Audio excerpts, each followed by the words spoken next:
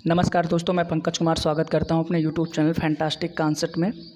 तो जैसा कि भैया इस वक्त हमारा चल रहा है बायोलॉजी का एक महत्वपूर्ण टॉपिक जिसका नाम है स्केलेटन सिस्टम, अर्थात हमारे कहने का मतलब कंकाल तंत्र के बारे में हम अध्ययन कर रहे हैं।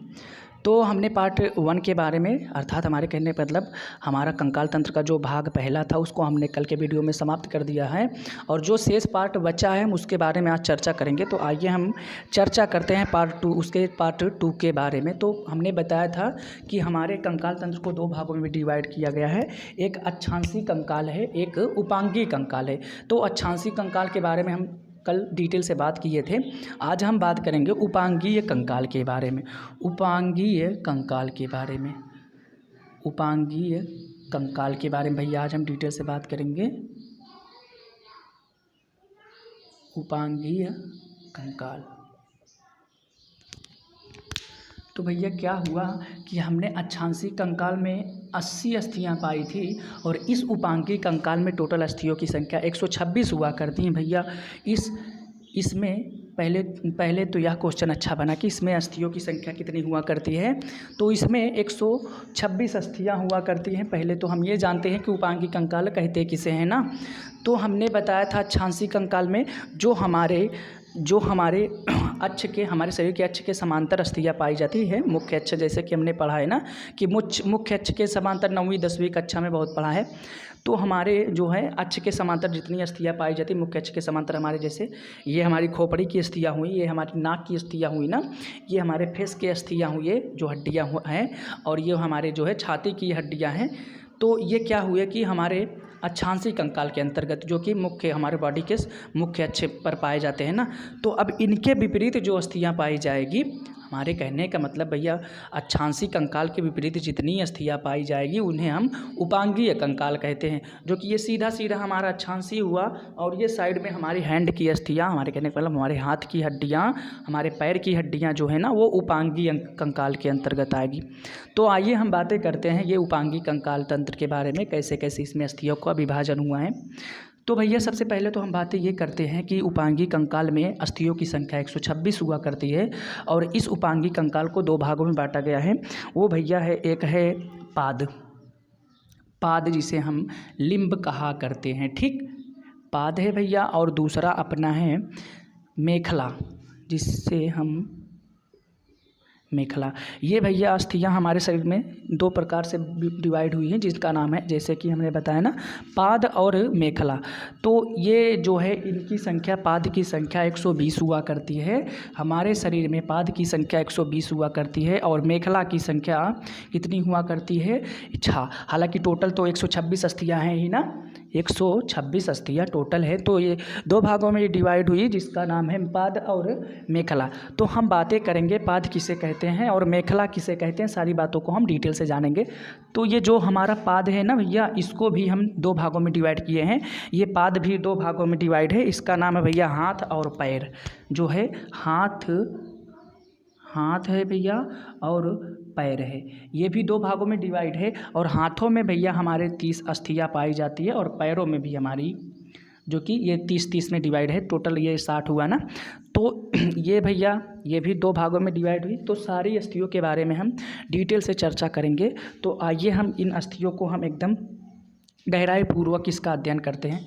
तो सबसे पहले हमने क्या बताया कि क्या हुआ कि भैया उपांगीय कंकाल में अस्थियों की संख्या 126 हुआ करती है, और जिन्हें 2 भागों में डिवाइड किया गया है। एक है अपना पाद, जिसमें 120 अस्थियाँ हुआ करती हैं, और एक मेखला है जिसमें 6 अस्थियाँ हुआ करती हैं। फिर हमने पाद को बांटा, और पाद में हाथ और पैर आए हमारे, जो कि हाथ में 30 अस्थियाँ और पैर में 30 अस्थियाँ, जो कि अब हम बातें करेंगे इनके बारे में डिटेल से। आइए हम बातें करते हैं इनके बारे में कि कौन कौन सी अस्थियाँ पाई कहा जाती हैं। तो उम्मीद करते हैं ये इतनी सी बातें समझ में आई होंगी। तो सबसे पहले तो हम पाद से शुरू करते हैं। पाद से हम शुरू करते हैं भैया। हम पाद, हमारे कहने का मतलब लिम्ब, जो कि 120 अस्थियाँ हुआ करती हैं। तो यहाँ से हम शुरू करते हैं, ठीक। तो सबसे पहले तो हम बातें करेंगे अपने पैर भैया की। सबसे पहले तो हम बातें करेंगे पैर, क्या पहले हाथों से शुरू करते हैं कि हमारे हाथ में कितनी अस्थियाँ पाई जाती है ना। तो हाथों से शुरू करते हैं। तो सबसे पहले बात करेंगे भैया हाथों में ऊपरी बाहु से, ऊपरी पहले हाथों से, चलो अंगुलियों में सबसे पहले ले लेते हैं हम। पूछा जाता है कि अंगुलियों में अस्थियों की संख्या कितनी हुआ करती है। ठीक, अंगुलियों में कितनी अस्थियों की संख्या होती है? अगर हमारे हाथ में कहीं भी सबसे ज़्यादा अस्थियाँ पाई जाती है तो वो अपनी अंगुलियां हैं। अंगुलियों में सबसे ज़्यादा अस्थियाँ पाई जाती है भैया। तो अंगुलियों में क्या हुआ, फाइलेंजेज नामक अस्थि एक पाई जाती है।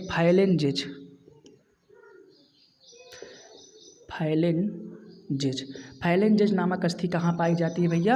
हमारे अंगुलियों में। और फाइलेंजेज नामक अस्थि की संख्या हमारे अंगुलियों में भैया 28 हुआ करती है। हमारे अंगुलियों में फाइलेंजेज की संख्या 28 हुआ करती है। और हम बातें करते हैं अब इसके अगले भाग के बारे में। तो अगला भाग है भैया हमारा कलाई। ठीक, ये भैया अपना है कलाई। इसको हम सही से लिख दें, दिख नहीं रहा है सही से।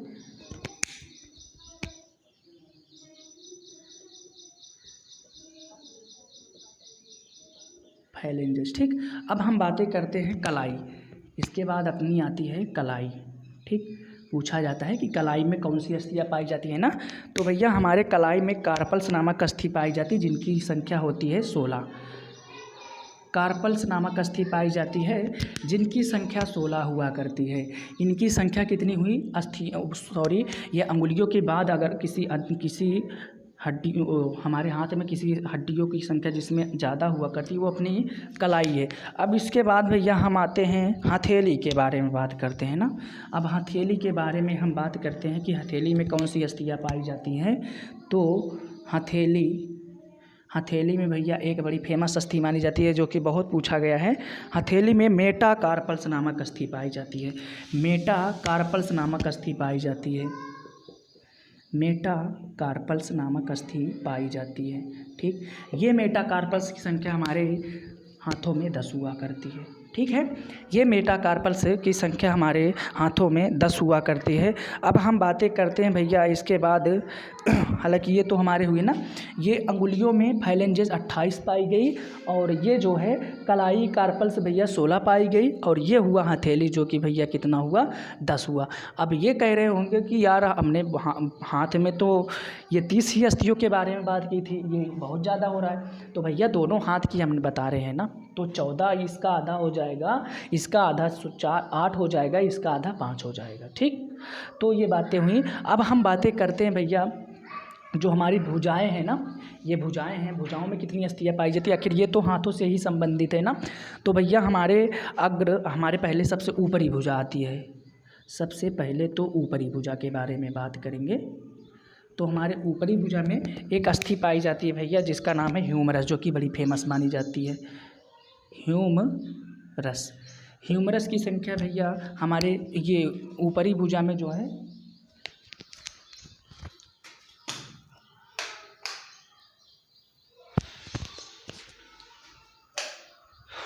तो भैया ऊपरी भुजा में हमारे ह्यूमरस नामक अस्थि पाई गई, जो कि ह्यूमरस नामक अस्थि की संख्या 2 हुआ करती है हमारे शरीर में, हमारे भुजाओं में। और फिर उसके बाद हम बातें करते हैं अग्रभुजा की, अग्रबाहु की। तो अग्रबाहु की भी संख्या हमारे शरीर में 2 ही हुआ करती है। तो इसकी संख्या इसका नाम है रेडियो अल्ना। इनकी संख्या भी 2 है। तो उम्मीद करते हैं ये हमारे जो है पाद से संबंधित अस्थियां हैं, जो कि समझ में आई होगी। तो क्या हुआ, अंगुलियों में एक अस्थि बड़ी फेमस है फाइलेंजेस, जो कि जिसकी संख्या 28 हुआ करती है। और कलाई भैया कार्पल्स जिसकी संख्या 16 हुआ करती है। और हथेली मेटाकार्पल्स जिसकी संख्या 10 हुआ करती है। और ऊपरी भुजा जिसे हम ह्यूमरस कहा करते हैं, इसकी संख्या 2 हुआ करती है। अब हम बातें करते हैं अग्रबाहु, हमारे कहने का मतलब आगे की भुजाओं में। तो रेडियो अल्ना नामक अस्थि पाई जाती है, इसकी भी संख्या 2 हुआ करती है। अब यहाँ पर कन्फ्यूजन एक होता है कलाई और हथेली में, तो जो कि ये दोनों पूछे भी ज़्यादा जाते हैं। तो कलाई में भैया कार्पल्स नामक अस्थि पाई जाती है जिसकी संख्या 16 हुआ करती है। और हथेली में मेटाकार्पल्स, अब उसमें कार्पस लेकिन इसमें मेटाकार्पल्स, तो मेटाकार्पल्स की संख्या 10 हुआ करती है। तो भैया क्या हुआ, अंगुली में 28, कलाई में 16, हथेली में 10, और ऊपरी भुजा में 2, और अग्रबाहु में 2। तो उम्मीद करते हैं ये हमारे पाद से संबंधित अस्थियाँ समझ में आई होगी। अब हम बातें करते हैं अपने पैरों से संबंधित अस्थियों के बारे में।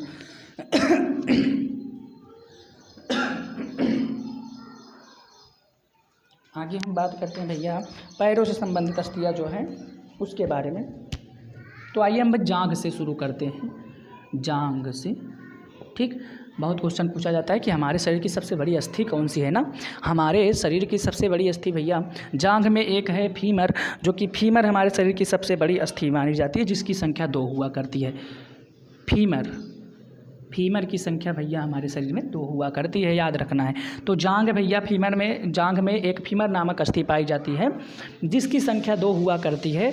और इसी के विपरीत एक सबसे छोटी अस्थि भी हमारे शरीर में पाई जाती है, जो कि हमारे कानों में पाई जाती है। यही कानों में है, छोटी सी, तो वो हमारे शरीर की सबसे छोटी अस्थि मानी जाती है, जिसे हम स्टेपिस कहा करते हैं। अब आइए हम बातें करते हैं जांघ में एक फीमर नामक अस्थि पाई जाती है, जो कि हमारे शरीर में सबसे बड़ी अस्थि मानी जाती है। अब हम बातें करते हैं भैया अपने जांघ के बाद घुटना के बारे में। घुटना के बारे में आइए हम बातें करते हैं। ठीक, अब घुटना में कौन सी अस्थि पाई जाती है? तो घुटना में भैया हमारे पाई जाती है पटेला नामक अस्थि। पटेला नामक अस्थि, इनकी भी संख्या 2 ही हुआ करती है। पटेला नामक अस्थि की भी संख्या भैया 2 ही हुआ करती है। अब हम बात करते हैं पिंडली घुटना के बाद भैया पिंडली हमारे पैर में आया करता है। तो पिंडली की संख्या पूछा जाता है, पिंडली में कितनी अस्थियाँ, कौन कौन सी अस्थियाँ पाई जाती हैं? तो पिंडली में भैया टिबिया और फेबुला नामक अस्थि पाई जाती है। टिबिया भैया और दूसरी है फेबुला, ये दो अस्थियाँ, इनकी संख्या 4 हुआ करती है। ठीक, ये पिंडली में भैया, जो कि यहाँ से क्वेश्चन बहुत पूछा जाता है, टिबिया नामक अस्थि, टिबिया कई बार परीक्षाओं में पूछा गया है कि टिबिया और फेबुला नामक अस्थि कहाँ पाई जाती है। तो हमको इसको ध्यानपूर्वक समझना है, बहुत इंपॉर्टेंट है परीक्षा की दृष्टि से, ठीक है ना। तो पिंडली भैया, पिंडली में हमारे कहने का मतलब हमारे पैर में, तो पैर में टिबिया और फेबुला नामक अस्थि पाई जाती है। तो हम बातें अब आगे करते हैं भैया अपने अगली अस्थि के बारे में, जो कि घुटने में कितनी अस्थि हैं हमने बताया। अब टखने में कितनी अस्थि हुआ करती हैं? टखना में कौन सी अस्थि हुआ करती है, हम उसके बारे में चर्चा करें तो एक टार्सल नामक अस्थि बड़ी फेमस है।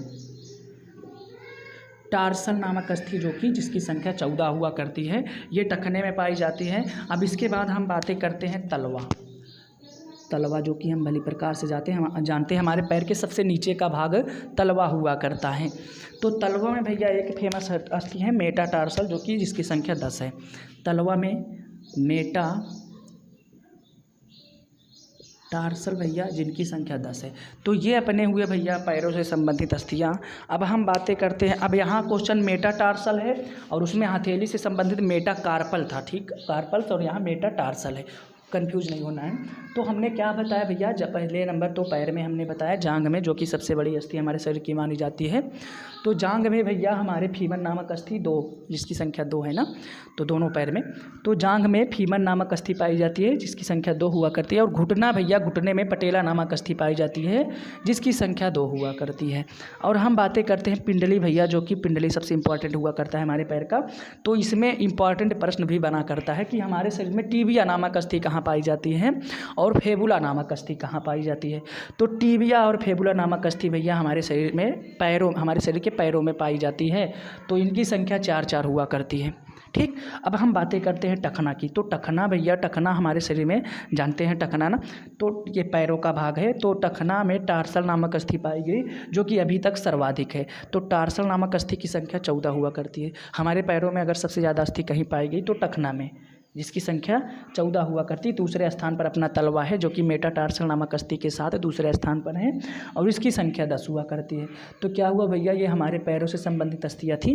तो उम्मीद करते हैं भैया ये भी समझ में आए होंगे। तो आगे हम बातें करते हैं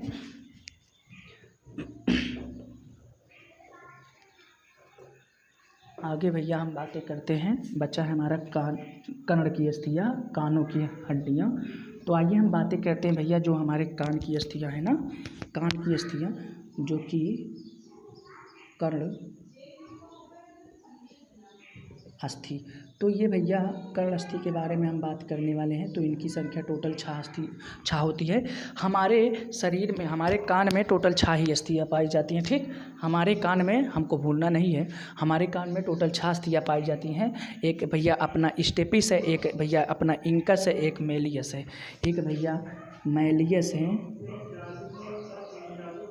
मेलियस, एक इंकस भैया, एक स्टेपिस। ठीक, ये भैया 1 2 3 ये 3 जोड़ी अस्थियाँ पाई गई हमारे कानों में, और इनकी संख्या 2-2 हुआ करती है। और 2-2 को हम अगर जब योग करेंगे तो टोटल 6 अस्थियाँ हुई ना। तो इनकी संख्या भैया 2-2 हुआ करती हैं, जो कि यहाँ से स्टेपिस सबसे महत्वपूर्ण मानी गई। इसमें यहाँ से क्वेश्चन बड़ा बढ़िया पूछा जाता है कि हमारे शरीर की सबसे छोटी अस्थि कौन सी है। हमारे शरीर की सबसे छोटी अस्थि कौन है? तो हमारे शरीर की सबसे छोटी अस्थि है अपनी स्टेपिस। हालांकि हमने बड़ी अस्थियों के बारे में चर्चा ही कर चुके हैं कि हमारे शरीर की सबसे बड़ी अस्थि कौन सी है। तो क्या हुआ भैया, मेलियस एक है, एक इंकस है, एक स्टेपिस है। तो जिनकी संख्या 2-2 हुआ करती है, टोटल योग इनका हुआ 6। तो हमारे कर्ण में, हमारे कान में कितनी अस्थियाँ पाई गई? 6।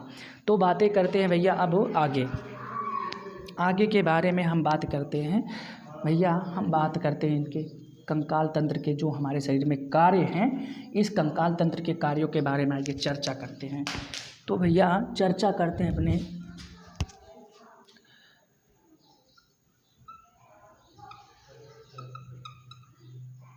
कि इस कंकाल तंत्र का हमारे शरीर में कार्य क्या होता है ना।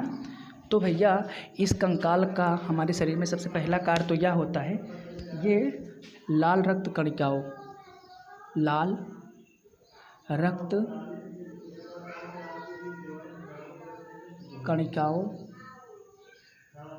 के निर्माण में सहायक, के निर्माण में सहायक। ठीक, इसका क्या कार्य हुआ भैया कि हमारे शरीर में जो लाल रक्त कणिका आरबीसी का निर्माण हुआ करता है ना, अस्थियाँ जो है इसके लिए जिम्मेदार होती हैं। जो भैया हमारे शरीर में कुछ यूं आकार की अस्थियाँ, जैसे कि यार बन नहीं रहा है, छोड़ जाने दो। जो हमारे शरीर में अस्थियाँ हुआ करती है भैया, हमारे शरीर में कभी कभी जो नॉन वेजिटेरियन हैं, जो मतलब मीट खाया करते हैं, मांस खाया करते हैं, तो बीच में देखा है आप सब कभी कि बीच में अस्थियों के खोखला भाग हुआ करता है और उसमें एक पदार्थ भरा रहा करता है ना। तो अस्थियों के बीच में जो खोखला भाग रहा करता है उसमें एक पदार्थ भरा रहा करता है, जिसे हम कहा करते हैं अस्थि मज्जा। हमारे कहने का मतलब उसी को हम बोन मैरो कहा करते हैं। तो वही जो है ना, वही हमारे शरीर में जो लाल रक्त कणिका बना करती है उसके लिए वही जिम्मेदार होता है। इसीलिए इसकी भैया इसको शामिल किया गया इसके कार्यों में कि हमारे शरीर में कंकाल तंत्र का सबसे पहला कार्य तो यह होता है कि ये लाल रक्त कणिकाओं के निर्माण में सहायक होती है। ठीक, अब दूसरा कार्य होता है भैया अपना कि शरीर को ढांचा प्रदान करना, शरीर को ढांचा प्रदान करना। अब ढांचा प्रदान करने से यह तात्पर्य भैया, जैसे कि हमारा हाथ जो है यहाँ पर है ना, हमारी आँख जो है यहाँ पर है, अगर हमारे शरीर में अस्थियाँ ना होती तो हमारा हाथ जो है हमारे सर पर चला जाता। ठीक, हमारा हाथ हमारे सर पर चला जाता, हमारी आँखें हमारे पीछे चली जाती और हमारा पैर हमारे सर पर आकर बैठता। तो ये हमारे अस्थियों की देन है, जो कि हमारे सभी अंग अपने जगह अस्थायी हुआ करते हैं। वरना हमने बताया ना कि ये आवारा हो जाते, ये कहीं यहाँ कहीं वहाँ टहलते रहते हैं। जैसे कि होता है जिसमें मतलब अस्थियाँ नहीं होती तो उनके मतलब ये हाथ पैर कहीं भी जा सकते हैं, बगैर गार्जियन के हैं भैया, जहाँ जाएँ उससे कोई मतलब नहीं है। तो ऐसे होगा ना, हमारे शरीर में अस्थियाँ ना रहने की अनुपस्थिति में ऐसी ऐसी क्रिया होगी। तो भैया हमारा दूसरा कार्य यह होता है कि भैया ये शरीर को निश्चित आकार प्रदान करता है। हमने इसके बारे में चर्चा की कि श्वसन एवं पोषण की सहायता भी करता है। ये श्वसन एवं पोषण की सहायता करता है, श्वसन एवं पोषण की सहायता में जिम्मेदार। ठीक भैया, श्वसन एवं पोषण से यह तात्पर्य हुआ कि जैसे कि हमारे बुजुर्ग हुआ करते हैं ना, उनकी जो है बुढ़ापावस्था में उनकी अस्थियां जो है कमज़ोर हो जाया करती हैं ना। तो कमज़ोर हो जाया करती हैं तो उसमें एक पदार्थ होता है, हमारे से अस्थि में एक तत्व पाया जाता है कैल्शियम, ठीक, तो उनमें कैल्शियम की कमी आ जाया करती है और कैल्शियम की कमी से ही हमारे शरीर में कमजोरीपन मतलब वीक हो जाती है हमारे शरीर की हड्डियाँ। तो क्या हुआ कि हमारे चलने फिरने में जो है दिक्कत हुआ करती है। तो उसके लिए जिम्मेदार है कैल्शियम की कमी का होना, जो कि एक पोषक तत्व माना जाता है हमारे शरीर में। तो यही है पोषक तत्वों के लिए जिम्मेदार होती है। और चौथा काम है कि हमारे चलने फिरने में जिम्मेदार होती हैं। तो ऐसे ऐसे अपने कंकाल तंत्र के कार्य हुए। तो भैया उम्मीद करते हैं ये इनके कार्य समझ में आए होंगे। तो हालांकि बहुत सारे कार्य हैं, तो ये सबसे इम्पॉर्टेंट तो ये हुआ कि पूछा जाता है लाल रक्त कणिका का निर्माण कहाँ होता है ना, तो हमारे अस्थियों में भैया बोन मैरो, हमारे कहने का मतलब अस्थि मज्जा में हुआ करता है। और इसे हम प्लीहा, जो कि ब्लड में हमने बताया था प्लीहा के बारे में, तो प्लीहा में इसका निर्माण होता है, प्लीहा में भी इसकी मृत्यु होती है। तो आइए हम बातें करते हैं इसके नेक्स्ट कॉन्सेप्ट के बारे में। तो कार्य के बारे में हालांकि हमने समझा है, आइए हम बातें करते हैं इसके नेक्स्ट कॉन्सेप्ट इसका क्या होता है।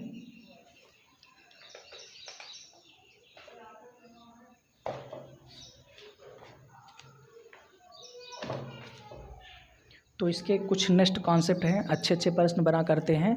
तो आइए हम उसके बारे में बात करते हैं। सबसे पहले तो एक टेंडन है, टेंडन।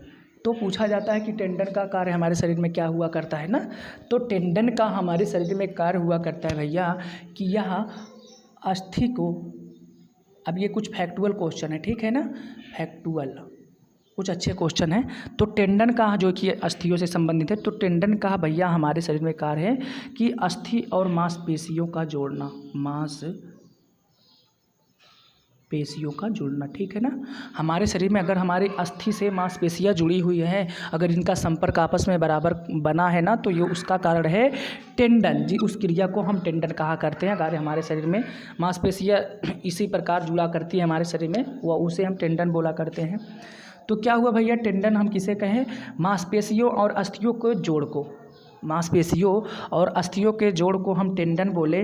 और दूसरी बात आती है कि भैया एक होता है लिंगामेंट, लिंगामेंट, लिंगामेंट, ठीक, लिंगामेंट। अब पूछा जाता है कि लिंगामेंट किससे कहते हैं ना, परीक्षाओं में पूछा जाता है। तो लिंगामेंट क्या है भैया, जो हमारी अस्थि और अस्थि आपस में जुड़ी है ना, तो अस्थि,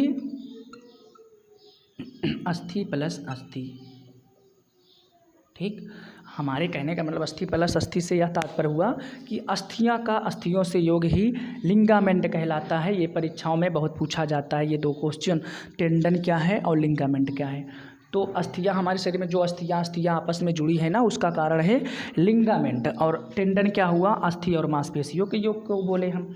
और हम बातें करते हैं भैया, आगे बात करते हैं। एक बातें तो हमने भूल गई। तो क्या थी वो भैया, हमारे कंकाल तंत्र को, कंकाल हमारे कहने का मतलब हड्डियाँ, कंकाल के अध्ययन को भैया पूछा जाता है ना कि हड्डियों के अध्ययन को कहते क्या है ना, तो हड्डियों के अध्ययन को ऑस्टियोलॉजी कहा जाता है, ऑस्टियोलॉजी कहते हैं। क्या हुआ भैया, हमारे शरीर में हड्डियों या कंकाल का अध्ययन को हम ऑस्टियोलॉजी की संज्ञा देते हैं। और हम बातें करते हैं भैया इसके अगले क्वेश्चन के बारे में। तो अगला क्वेश्चन है, मानव शरीर की सबसे पतली हड्डी कौन सी है। ये मानव शरीर की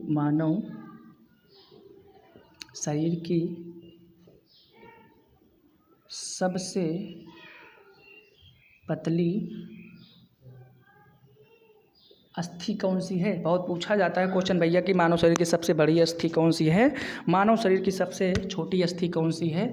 तो भैया ये सबसे पतली अस्थि हमारे पैर में एक फेबुला नामक अस्थि पाई जाती है ना, फेबुला भैया सबसे पतली अस्थि मानी जाती है। ये हमारे शरीर की सबसे मानव शरीर की सबसे पतली अस्थि फेबुला है। और हमने चर्चा की थी कि सबसे बड़ी अस्थि फीमर है। और फिर उसके बाद हमने चर्चा क्या की थी कि सबसे छोटी अस्थि स्टेपिस है।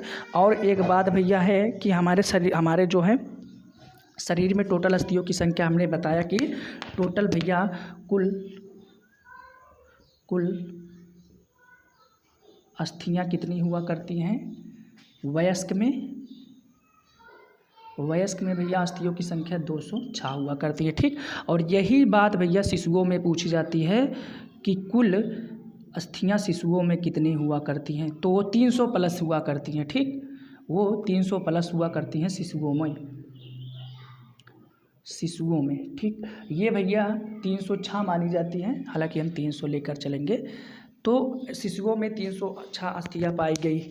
और भैया हमारे कुल अस्थियों की संख्या 206। और मानव शरीर की सबसे पतली अस्थि कौन सी हुई? मानव शरीर की सबसे पतली अस्थि हुई अपने भैया फेबुला और कंकाल, अर्थात हड्डियों के अध्ययन को हम ऑस्टियोलॉजी कहते हैं। और लिंगामेंट भैया अस्थि और अस्थि के योग को लिंगामेंट की संज्ञा देते हैं। और टेंडन भैया अस्थि और मांसपेशियों के योग को हम कहा करते हैं। तो उम्मीद करते हैं ये हमारा पार्ट 2, हालांकि ये कंकाल तंत्र आज समाप्त होता हुआ, तो उम्मीद करते हैं ये समझ में आया होगा।